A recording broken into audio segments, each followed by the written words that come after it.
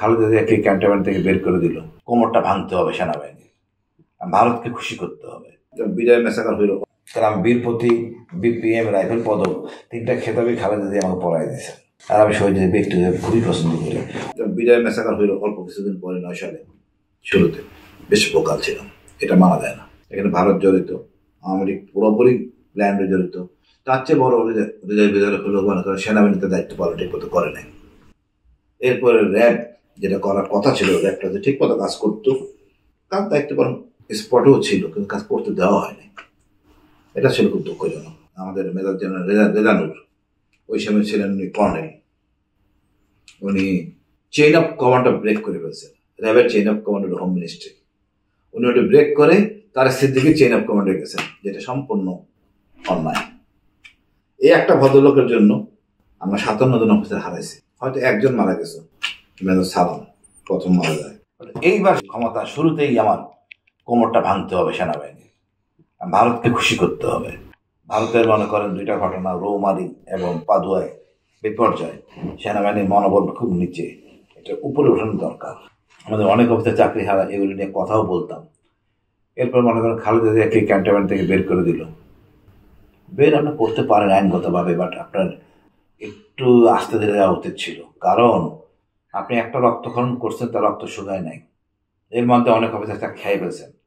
তারপরে আবার দেখেন আপনি খালেদা জিয়াকে বের করে দিলেন। এটা হলো কি স্বৈরাচারের এমন একটা সে কাজ করছে, আমার ক্ষমতা আজীবন, আমৃত্যুর ক্ষমতা। আর আমি খালেদা জিয়ার প্রতি খুবই, কারণ বীর প্রতীক, বিপিএম, রাইফেল পদক, 3টা খেতাবই খালেদা জিয়া আমাকে পড়াই দিয়েছে। আর আমি শহীদ ব্যক্তিদের খুবই পছন্দ করি, ওই আদর্শটা ধারণ করি। বিএনপি ধারণ করে কিনা সেটা আমি জানি না, আমি ভিতরে জিনিসটা জানি না। এর মধ্যে আমার এডিশনাল শহীদ জিয়ার মতো তার চেয়ে আমি কঠোর ইন্ডিয়ান, হয়তো বিএনপির সাথে যাবে না, বাট আমার ব্যক্তিগত এটা পুরো। আমি কোনো রাজনীতি বা নির্বাচন করা বিশ্বাসী না, না করেও দেশকে সাপোর্ট করা যায়, সেটাই আমি বিশ্বাসী।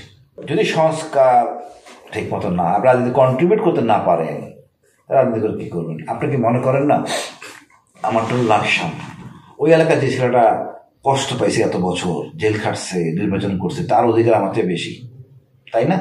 আর সেই যতটা জায়গা চিনবে, ভালো বুঝবে, আমার চেয়ে তো বেশি বুঝবে, তার অধিকার বেশি হওয়া উচিত না? আলটিমেটলি কী হবে? আমি এখানে হইলাম, আমি বললাম, সে দাঁড়াইলো, করলো, আমি দাঁড়াইলাম, মনে করলাম, দেখা গেল যে চুরি চামারি করে বদনামটা আমার ঘরে পড়বে। আমি আগেই বলি যে এই কাজ আমি করতে পারবো, আমি সরজমিনে স্বচ্ছ থেকে করবো, না করে বদনাম না, কোনো কারণ নেই। আমরা ইয়াং জেনারেশনকে মনে করবো সাহায্য করা আগে আসার জন্য। এই ইয়াং জেনারেশন আগামী 20 বছর 30 বছর থাকবে, দেশ সফল হবে।